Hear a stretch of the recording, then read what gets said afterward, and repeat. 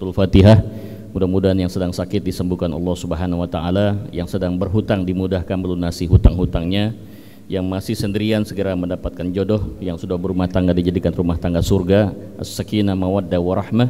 Dimudahkan kita sebagai orang tuanya bisa mendidik anak-anak kita menjadi anak yang solih dan solihah, anak yang pintar, benar, segar, tegar dan bugar. Al-Fatihah. A'udzubillahi minasyaitonir rajim. Bismillahirrahmanirrahim. Alhamdulillahirabbil alamin arrahmanir rahim maliki yaumiddin. Iyyaka na'budu wa iyyaka nasta'in. Ihdinas siratal mustaqim. Shiratal ladzina an'amta 'alaihim ghairil maghdubi 'alaihim waladdallin. Amin. Alhamdulillah, pada siang hari ini kita kembali bisa bermuajahah, bertatap muka dalam rangka munaqasyah, mengkaji, dan lewat kajian itu akan menjadi satu bahan buat muhasabah kita semua, introspeksi, karena kita punya prinsip man kana yaumuhu khairum min amsihi fahuwa rabih. Yang dikatakan orang sukses itu adalah our today is better than yesterday. Hari ini kita harus lebih baik dibandingkan kemarin, and tomorrow will be better than today. Dan besok harus lebih baik dibandingkan hari ini. Mudah-mudahan kita dihindarkan Allah dari golongan yang disebut oleh Rasulullah sebagai maghbunun atau khasir. Siapa maghbunun? Man kana yaumuhu mithla amsihi fahuwa maghbunun. Barang siapa yang hari ininya sama seperti kemarin, maka dia termasuk orang yang tertipu. Dan barang siapa yang hari ininya lebih buruk dibandingkan kemarin, maka dia termasuk orang yang tekor, rugi, bangkrut. Mudah-mudahan Allah senantiasa membimbing kita menjadi orang-orang yang sukses, yang hari ini kita lebih baik dibandingkan kemarin, hari esok harus lebih baik dibandingkan hari ini. Masih lebih bagus yang melangkah satu langkah daripada yang cuma jalan di tempat. Dan lebih bahaya lagi kalau orang sampai istirahat di tempat. Dan yang lebih ekstrim lagi kalau sampai bubar jalan. Bagaimana kita berupaya setiap hari kita harus ada langkah ke arah yang lebih baik. Menuju ke siapa? Ridha Allah. Hari ini kita melanjutkan seri yang kedua, bagian yang kedua, kuantum ibadah, cara cerdas menuju ridha Allah Subhanahu wa taala. Mungkin ada beberapa di antara antum yang belum mendengarkan pertemuan kemarin, saya buat ringkas saja sebelum masuk kepada poin yang selanjutnya.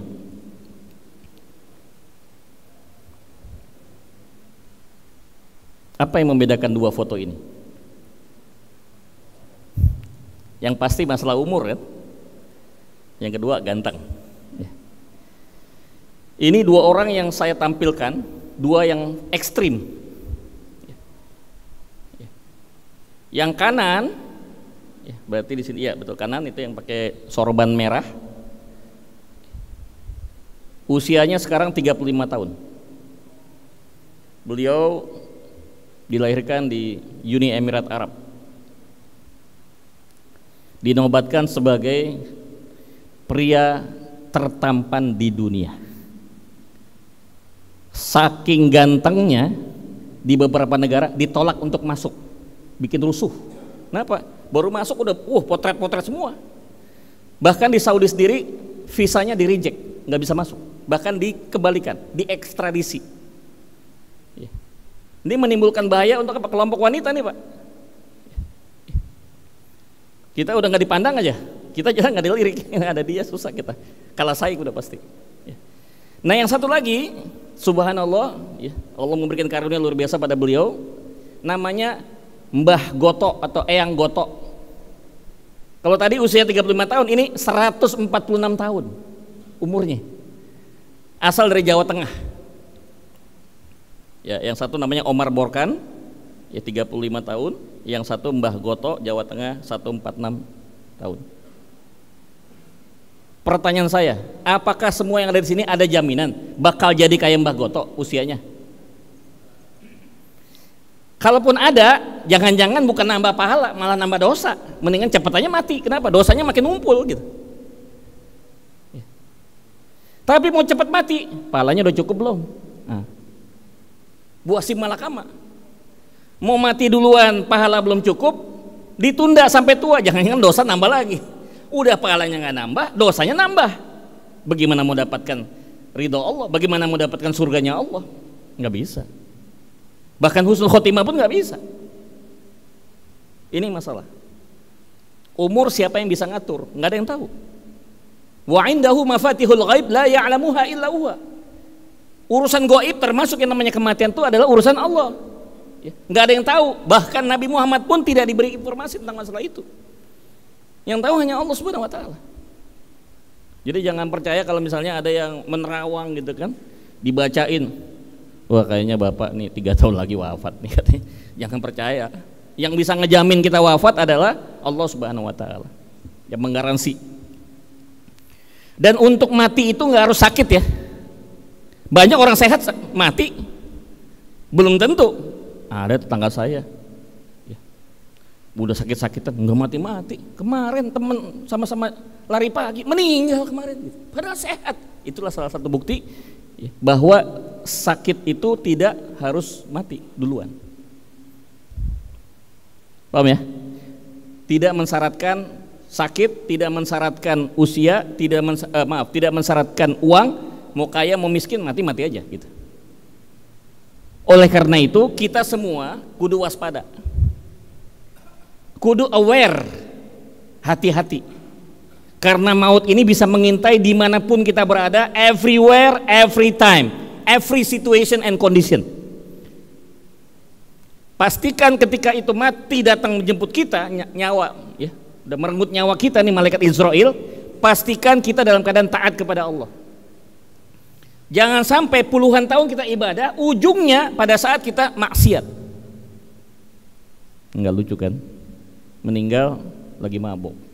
Pada sehari-hari dia ibadah, sholatnya rajin ke masjid, baca Quran, Masya Allah. Tapi ujungnya kayak begitu. Nauzubillah min dzalik. Seumur-umur dia ibadah dan taat kepada Allah, tapi di ujungnya meninggal di atas perut perempuan lain yang bukan mahramnya. Nauzubillah min dzalik.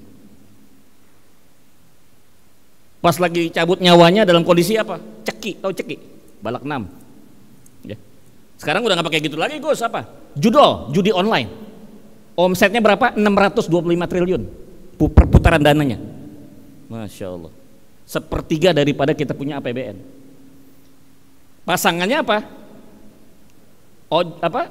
Pinjol pasangannya. Judo pasangannya pinjol. Nggak ada duit buat main judi, pinjaman online. Berapa perputaran dananya, sirkulasi uang untuk pinjol? 200 triliun. Percaya sama saya, ini bukan saya yang bilang, justru yang ngomong ini adalah orang yang memang dibayar untuk menjadi promotor judi. Jangan pernah percaya, main judi nggak akan pernah bisa menang. Kalaupun saya menang itu kenapa? Saya dibayar untuk menceritakan pengakuan bahwa seolah-olah saya menang. Itu yang ditangkap para polisi kemarin. Jadi ngaku nggak akan menang. Yang menang siapa? Bandar. Ya. Baik ya, ini singkat saja. Lanjut. Abu Hurairah radhiyallahu anhu, Rasulullah bersabda, "A'maru min ummati ma baina 60 ila 70." Itu kata Rasulullah. Ya, riwayat At-Tirmizi, sanadnya hasan. A'maru min ummati ma baina 60 ila 70. Umur umatku, umat Nabi Muhammad nih kita semua sama termasuk saya, kisaran umurnya antara 60 sampai 70. Yang di bawah 60 tunjuk tangan. Waspada dikit lagi. Yang di atas 70 tunjuk tangan. Bonus. Nggak ada kan? Bonus udah di pensiun kali ya. Jadi rentangnya adalah 60 sampai 70. Makanya Nabi Muhammad meninggal umur berapa? 63, persis di range 60 dan 70. Bahwa ada yang sampai tadi 146 yang namanya Mbah Goto itu sampai 146, itu adalah rezeki karunia dari Allah Subhanahu wa taala. Mudah-mudahan beliau juga dalam kondisi taat selama hidupnya. Kan gitu. Jadi ini yang harus jadi patokan kita ya. Paling cepat umur 60, paling lama umur 70. Bahkan sekarang trennya mati muda. Trennya di Indonesia. Banyak orang yang mati muda. Kenapa? Udah nggak siap menanggung beban hidup, akhirnya apa? Mendingan mati aja dah. Yang punya utang udah nggak ketulungan, daripada ditagih mendingan masuk kubur aja, nggak ada yang nagih. Di kuburan siapa yang nagih? Paling nagih istrinya kan, istrinya yang stres. Ya, baik. Lanjut. Jadi sebenarnya hidup kita ini adalah pertarungan antara berlomba-lomba untuk makin menambah pahala atau berusaha untuk apa? Menjauhkan diri dari dosa. Itu aja hidup kita. Judul hidup kita, judul film kehidupan kita adalah satu. Gimana caranya pahala harus lebih gede dibandingkan dosa. Bukan berarti dosa nol ya, nggak mungkin, karena kita manusia. Pasti kita bikin dosa, termasuk yang lagi ngomong juga banyak dosanya. Tapi bagaimana caranya supaya dengan dosa yang ada ini pahalanya lebih tinggi? Umpama kalau dikasih angka, dosanya 100, ya kalau bisa pahalanya 150 gitu. Jadi ada plusnya. Boleh dosanya 200, ya paling enggak pahalanya 300. Boleh dosanya 1000, ya paling enggak pahalanya 1500. Begitu seterusnya. Rumusnya sudah Allah ajarkan dalam surah Al-Fusilat 41 ayat 34. A'udzubillahi minasyaitonirrajim. Bismillahirrahmanirrahim. Wa la tastawil hasanatu wa la sayyi'ah idfa' billati hiya ahsan fa idzal ladzi bainaka wa bainahu 'adawatun ka'annahu waliyyun hamim. Allah, tidak sama yang baik dengan yang buruk. Balaslah keburukan dengan kebaikan. Nggak bisa dihilangkan, apalagi selama setan masih ada, nggak bisa yang namanya dosa itu nggak bisa dihindari. Tapi bagaimana caranya? Setiap kita bikin dosa langsung istighfar, taubat, kemudian balas dengan kebaikan. Apa infak, ya, apa sholat sunat ditambahin, baca Qur'annya ditingkatkan, yang tadinya cuma setengah juz jadi 1 juz, yang udah 1 juz jadi 2 juz, begitu seterusnya. Yang nggak pernah sholat tahajud jadi tahajud, yang udah tahajud tambah rokaatnya, begitu. Yang biasa duha 2 rokaat tambah 12 rokaat. Itu untuk apa? Kafarat, merecovery dosa yang sudah terjadi dalam diri kita. Jangan dibiarin, karena kalau dibiarin dia akan masuk dalam hati kita seperti noda hitam. Itu kata Nabi. Setiap orang bikin dosa, anak Adam bikin dosa akan ada noda hitam, noda hitam dalam hatinya. Tambah lagi dosa, tambah lagi hitam. Makin sering dosa, makin banyak hitamnya. Akhirnya hatinya itu hitam. Pernah lihat cermin yang buat ngaca dicat hitam? Bisa buat ngaca nggak? Nggak kelihatan apa-apa, satu. Yang kedua, bisa mantul cahaya nggak? Nggak bisa. Ibarat hati adalah cermin. Cahaya itu adalah hidayah. Bagaimana dia bisa berubah dan bisa dapat hidayah? Hatinya kotor, hatinya busuk. Sawa'un 'alaihim a'anzartahum am lam tunzirhum la yu'minun. Dikasih nasihat, dikasih petua, dikasih wejangan sama kiai sama ustad, nggak ngaruh. Emang gue pikirin ustad gitu dia nggak akan beriman. Kenapa? Hatinya udah berkerak, kotor, jorok. Kudu apa dikerok. Tahu dikeroknya pakai apa? Taubatan nasuha. Nggak ada pilihan lain. Sholat taubat, kemudian istighfar sejadi-jadinya, total, dan hijrah. Oke. Ini poin kedua. Satu tadi masalah umur, ya, kita nggak ada yang tahu umur kita, tanda tanya, yang tahunya Allah. Yang kedua adalah bagaimana kita bertarung hidup ini supaya pahalanya harus lebih tinggi, walaupun cuma beda sedikit, lebih tinggi pokoknya. Gimana caranya? Dibandingkan dosa. Tadi sudah saya sampaikan, istighfar dan recovery dengan tambahan pahala yang lain, tambahan ibadah yang lain. Lanjut. Jadi nasib masa depan akhirat Anda ditentukan saat yaumul hisab. Sebelumnya nanti ada yaumul mizan, seperti gambar timbangan ini. Di yaumul mizan itu akan ada timbangan. Sebelah kanan adalah timbangan untuk kebaikan, sebelah kiri adalah timbangan untuk keburukan. Yang sebelah kanan adalah pahala, yang sebelah kiri adalah dosa. Nanti ditimbang di yaumul mizan, berat mana? Jadi ada 3 kemungkinan, ya. Yang pertama kemungkinannya adalah dosanya lebih berat dibandingkan pahala, udah jelas. Vonisnya ketok palu neraka. Kemudian yang kedua, kemungkinan yang kedua adalah pahala lebih banyak dibandingkan dosa. Ketok palu surga. Nah, yang repot yang ketiga. Wah, kok imbang? Pahala sama dosa seimbang. Tempatnya di mana? Al-A'raf. Tempatnya di antara perbatasan surga dan neraka. Dia ngeliat neraka, kena juga api-apinya kan, panas juga. Mau ke surga nggak bisa. Ya, itu yang disebut dengan A'raf. Ada bahkan nama surat khusus kan, dalam surat ke-7 itu surat Al-A'raf. Orang yang berada di antara surga dan neraka. Ini ngeselin nggak kalau gitu ya? Mau disebut sukses enggak, gagal enggak? Ini tanggung. Kalau gagal sekalian, sukses sekalian gitu ya. Baik. Jadi bagaimana memastikan intinya pahala kita harus lebih baik dibandingkan dosa kita, padahal umur makin tipis, makin dekat, makin pendek, harus ada satu cara. Setiap problem harus ada solusinya. Kalau nggak kita pikirin solusinya ya begini terus. Tahu-tahu nyawa dicabut, kita udah nggak bisa apa-apa, nggak bisa diulang lagi, nggak bisa di rewind. Kalau main di tip, nggak bisa di replay lagi, udah nggak bisa. Minta diulang lagi hidupnya nggak bisa, hidup cuma sekali di dunia. Oke, jadi harus ada solusi. Apa solusinya? Solusinya adalah kuantum ibadah. Ada 6.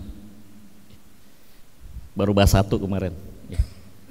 Kuantum ibadah, secara umum kuantum ibadah adalah suatu ibadah, amalan kebaikan yang mendatangkan pahala, sekalipun amalannya itu sederhana, simple, tapi dampak pahalanya luar biasa, bahkan sampai pada tingkat jaminan masuk surga.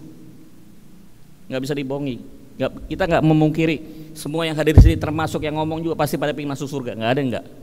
Ya, di samping kita ingin ketemu Allah, kita juga pasti ingin dapatkan tempat yang terbaik di akhirat, yaitu surga. Nggak apa-apa deh, nggak usah yang level paling atas, nggak usah firdaus, minimal surga dah gitu, surga naim kayak apa gitu kan, Jannatu Aden boleh, pokoknya surga aja kan gitu, kita pengen seperti itu. Nah, kita mesti mikir, umur udah makin mendekati kematian, ada yang 40, ada yang 45, mungkin ada yang sudah mulai 50 kan, saya sendiri 55, tinggal jatuh 5 tahun lagi saya nih, kontrak saya di batas minimal kematian usia pengikut Nabi Muhammad. Nah, gimana di sisa umur ini kita harus punya strategi dan cara melakukan amal ibadah yang sangat mungkin kita lakukan, tetapi dampak pahalanya luar biasa. Sekali lagi mohon maaf, bukan membandingkan dan meremehkan ibadah lain, tidak. Tetap kita lakukan ibadah-ibadah yang seperti biasa, tapi ditambah booster ya, kasih booster. Ibaratnya kita mau balapan nih di F1, Formula F1. Kalau mobilnya pakai mobil yang standar CC biasa, wah pasti kalah. Rata-rata itu balap Formula 1 itu kecepatan mobilnya itu di atas 300 km per jam. Biasa bawa mobil berapa? Paling mentok 200 kan? Ini 300 Pak. Dan itu nggak berasa karena mobilnya kan ceper Pak. Jadi nggak akan terbang. Kalau kita, maaf ya, bawa mobil Kijang atau apa Avanza gitu kan, kita geber di tol 200 saja udah melayang gitu. Ngeri gitu, rem sedikit kebalik. Ini 300 minimal, ada yang sampai 350. Satu kali tarikan untuk sampai 100 km itu cuma 4 detik. Langsung ya.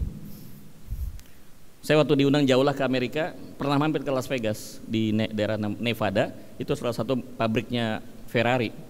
Disuruh nyoba. Ya kita ngetes temennya, nyoba kan. Ya kan nggak usah, hidup kan nggak harus memiliki kan. Yang penting apa? Menikmati kan. Buat apa? Mungkin kita kalau punya juga repot di pemeliharaan. Ya, beli spionnya aja udah 150 juta. Spion 150 juta. Ya, itu baru spion doang. Jadi kita kan was lagi bawa mobil Ferrari gitu. Hati-hati, awas nih motor ini. Aduh, dipotek sama dia lagi. 150 juta. Belum lagi ganti oli. Wah itu udah yang dihitung dah. Nyoba. Ngegas 350, kagak berasa. Wah ini kalau dibawa ke tol di Jakarta, tol Cikampek, Allahu Akbar, bisa ngeri saya. Mas ingat kalau itu yang Lamborghini tabrakan? Memang nggak berasa Pak, kalau udah cc-nya tinggi, kita mau 200, 250 tuh nggak berasa. Tapi kalau udah tabrakan baru berasa, baru berasa, mati langsung. Baik, jadi booster ya, ibadah yang kita lakukan sehari-hari udah tetap kita jalankan, ya, jangan ditinggalkan. Tapi ada boosternya. Nah ini boosternya ada 6 ya, singkat saja. Yang pertama kita udah bahas kemarin, booster yang pertama kuantum ibadah kita adalah mendapatkan ridho dari ibu kita. Dari Muawiyah bin Jahimah As-Sulami, ia datang menemui Rasulullah SAW, ia berkata, wahai Rasulullah, saya ingin ikut berperang dan saya sekarang memohon nasihat kepadamu. Rasulullah SAW bersabda, kamu masih punya ibu? Muawiyah menjawab, iya masih. Rasulullah SAW bersabda, berbaktilah kepada ibumu lebih dahulu, karena sungguh ada surga di bawah kedua kakinya. Hadis riwayat Ibnu Majah, Ahmad, An-Nasai, disahihkan oleh Al-Hakim, sahih. Surga ada di bawah telapak kakinya. Jadi nggak salah kalau kita cium kakinya, seperti yang dalam gambar ini. Kemarin saya udah tanya, siapa yang udah pernah beruntung, bersyukur yang masih ibunya masih ada dan sempat cium kakinya. Sebenarnya itu hanya simbolik aja, bukan pada persoalan mencium kakinya, tapi ngedapetin ridho. Gimana sih seorang ibu kalau udah dicium kakinya, mau solusi nggak ridho sama anaknya? Ya Allah nak, kaki ibu yang kotornya kau cium nak, gimana ibu nggak ridho sama kamu nak? Apa yang kamu minta? Kerjaan di Astra lancar, cepet jadi manajer, cepet jadi direktur, gaji naik, kan gitu. Minta aja semua, yang kita mau. Ntar dia berdoa, nyampe langsung ke atas. Kenapa? Ridho Allah, ridho orang tua. Udah itu. Surga. Jika udah dapat ridhonya, insya Allah udah di tangan itu surga. Paham ya? Kalau perempuan, sampaikan pada istri Anda atau calon istri Anda bahwa surganya perempuan ada di suaminya. Jadi kalau suaminya nggak ridho, nggak bakalan dia bisa masuk surga. Tapi kalau kita anak laki-laki, surga kita di mana? Di ibu kita. Maka istri yang baik adalah selalu menyarankan pada suaminya untuk apa? Berbakti kepada ibunya. Jangan sampai dia lupain ibu. Sekarang kan udah punya istri, nih lebih utama istrimu. Jangan. Nomor satu, walaupun kita udah punya istri, nomor satu ibu kita. Jangan salah. Tapi kalau istri, nomor satu adalah suaminya. Baik ya. Yang kedua, percepat. Menyantuni anak yatim. Apa kata Rasulullah? Aku dan orang yang mengurus anak yatim, kedudukannya di dalam surga seperti ini. Lebih begini bilangnya. Beliau mengisyaratkan dengan kedua jarinya, yaitu telunjuk dan jari tengah. Nih, artinya apa? Yang mau ketemu dampingan, dempet, deket-deketan ya, mepet sama Rasulullah di surga, santuni anak yatim. Mungkin nggak kita deket sama Rasulullah kalau kita di neraka? Nggak mungkin, udah pasti masuk surga kan? Logikanya kan begitu, udah pasti masuk surga. Maka yang punya kelebihan harta, berapapun nilainya, sisihkan untuk apa? Bantu yatim. Nomor dua, amalan kuantum. Sholat tetap jalan, puasa jalan, tilawah Quran tetap, tapi jangan lupa booster ini, jangan lupa.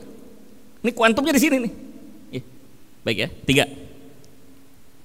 Allah, kita ngiri nih yang begini nih. Banyak sekali syahid ya, syuhada di Palestina. Allah, surga ada di tangan tanpa hisab. Orang yang wafat di jalan Allah, syahid di jalan Allah, berperang di jalan Allah, melawan musuh-musuh Allah, itu langsung masuk surga tanpa hisab. Jadi nggak pakai ditimbang lagi tuh, udah nggak pakai timbang, langsung masuk surga. Hanya satu yang menghalangi seorang syahid masuk surga, apa? Hutang. Kalau masih ada hutang, kudu dilunasin.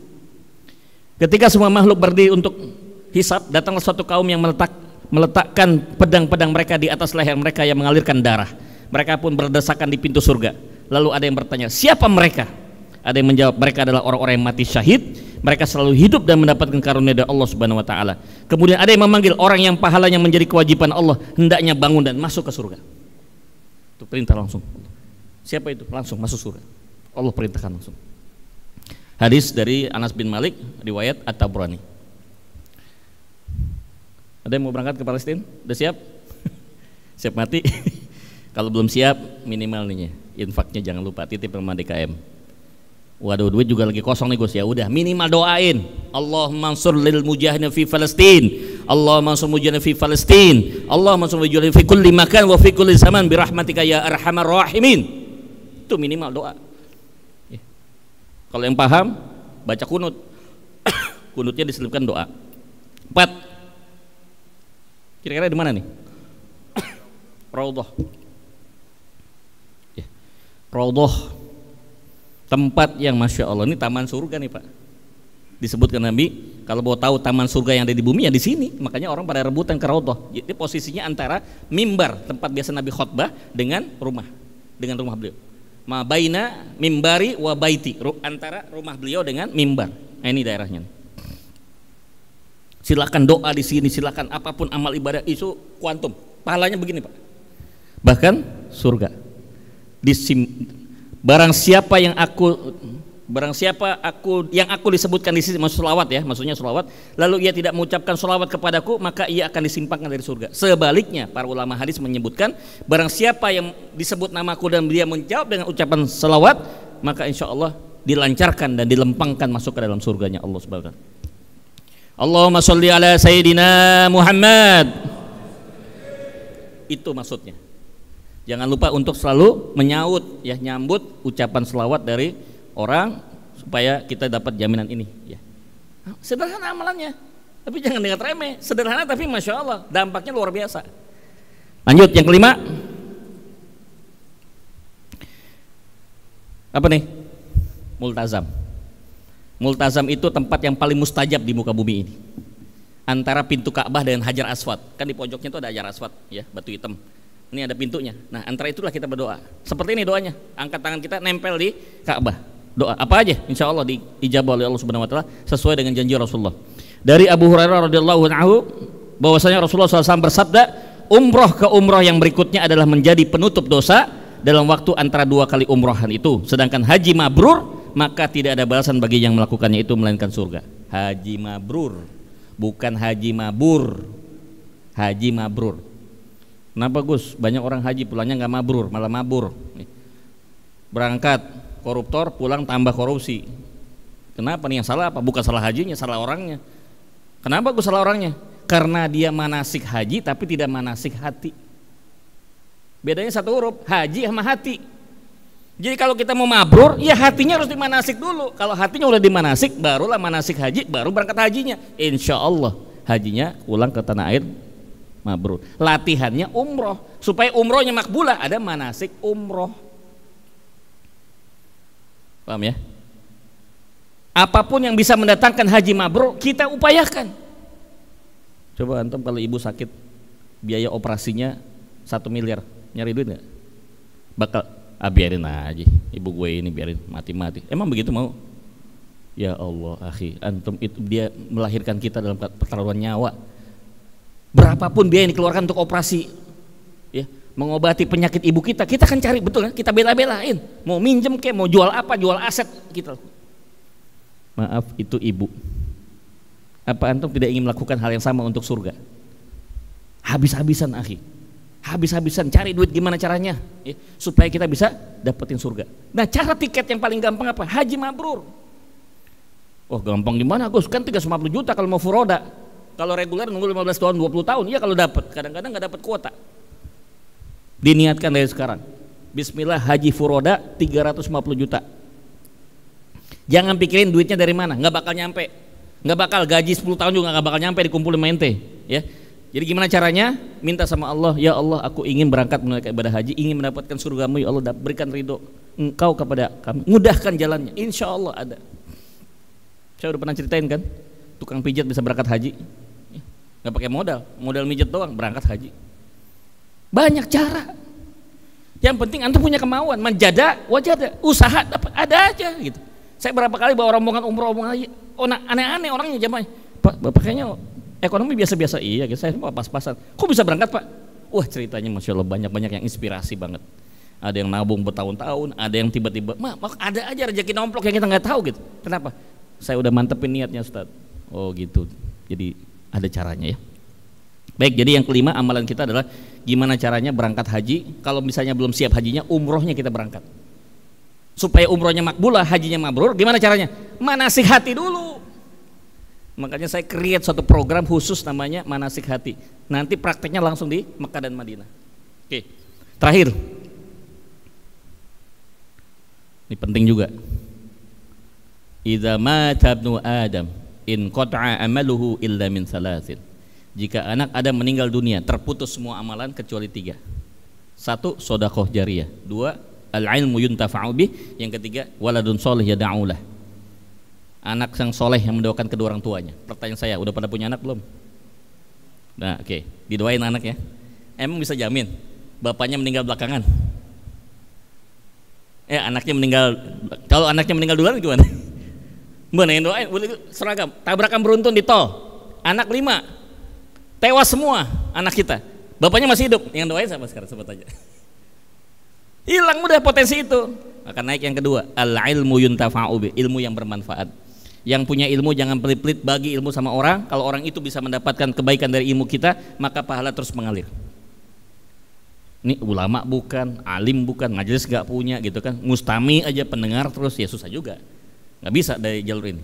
Tinggal satu kemungkinan, sedekah jariyah. Ini bisa semua kita, insya Allah.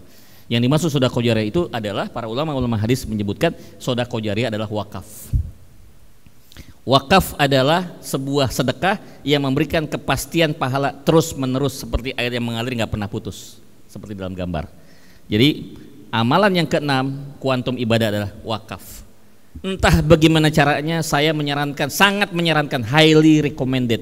Sebelum antum wafat dan meninggal, ente harus punya wakaf. Benar-benar wakaf ya, resmi. Ada wakifnya, ada mauquf alaih, ada mauquf bi, ada nazir, dan ada ikrar wakaf. Bukan asal-asal wakaf, hati-hati nanti bisa ditolak. Ada syaratnya semua wakaf itu, nggak sembarangan. Dan salurkan ke tempat yang memang layak untuk bisa menyalurkan dana kita, yaitu yang disebut lembaga wakaf, yaitu nazir yang punya sertifikasi dari Badan Wakaf Indonesia. Hati-hati. Waduh Gus, wakaf bayangan saya Gus, tanah nggak punya, ruko nggak punya, aset biasa-biasa aja. Nggak harus itu, bisa uang, wakaf uang pun boleh. Wah, uang berapa Gus? Nggak punya miliar-miliaran, ratusan juta nggak punya, puluhan juta nggak punya. jutaan pas banget sama gaji.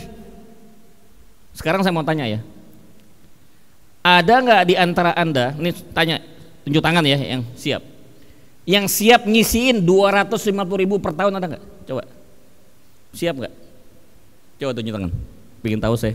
Ini kalau ngadutnya pada miskin semua ya. Iya,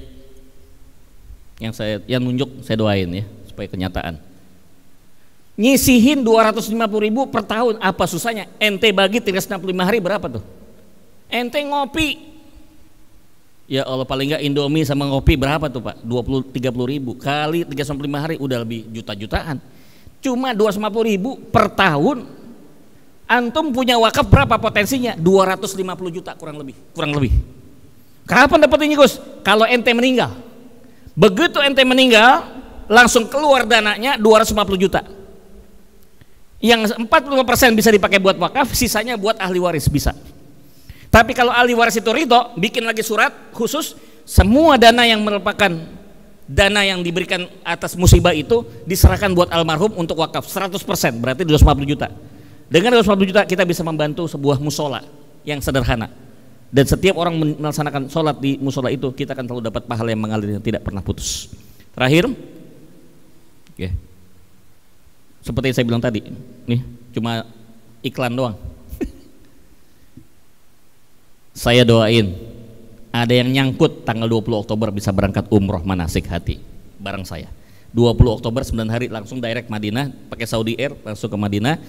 3 hari fokus untuk kajian manasik hati. Begitu masuk ke Mekah umroh, kita udah ngambil untuk mikot, udah langsung siap full ibadah. Nggak ada yang namanya selfie, nggak ada yang namanya shopping, full ibadah. Shopping kita belanjain, selfie kita fotoin, udah. Jadi udah fokus ibadah. Masjidil Haram, nggak ada lagi yang lain. Pulang kata naik, insya Allah umroh makbulah. Tahun depan kita udah siapin untuk haji furoda. Dibimbing. Kalau belum sanggup nggak apa-apa. Bantu orang untuk berangkat. Barang siapa membantu orang untuk baik, akan dibantu oleh Allah Subhanahu Wa Taala. Bagaimana ngitungnya Gus? Oke. 21. Antum kasih nama, kita bantu untuk bantu jelasin pada mereka. Mereka berangkat orang 20 itu karena antum, maka antum berangkat gratis. Kalau nggak nyampe 20 gimana Gus? Antum ajak satu orang, minimal satu orang itu antum bisa dapat 500.000 sampai dengan 1 juta. Tabung tuh 15 orang udah 12 juta, dapat berangkat bismillah insya Allah. Baik, yang kedua adalah di belakang nanti teman-teman dari Takaful juga akan menyampaikan cara berwakaf, gimana modal 6.000 per hari bisa sampai 1 miliar wakafnya, gimana ceritanya. Nanti di belakang sudah ada disiapkan stand, langsung bertanya. Yang nggak ada boleh tinggalkan nomor handphone di WA ke pengurus, nanti saya akan bantu follow up kepada teman-teman. Ya, kita harus bantu ya. Lembaga institusi ekonomi syariah Indonesia harus dibantu. Di antaranya adalah Takaful, murni orang Indonesia, murni syariah, nggak pakai spin off, 100% syariah sejak kelahirannya, digagas oleh Profesor Habibie almarhum. Insyaallah itulah yang saya bisa sampaikan. Mudah-mudahan bermanfaat. Kita tutup membaca hamdalah dan kafaratul majlis. Alhamdulillahirabbil alamin. Subhanakallahumma wa bihamdika nasyhadu an la ilaha illa anta nastaghfiruka wa natubu ilaik. Wassalamualaikum warahmatullahi wabarakatuh.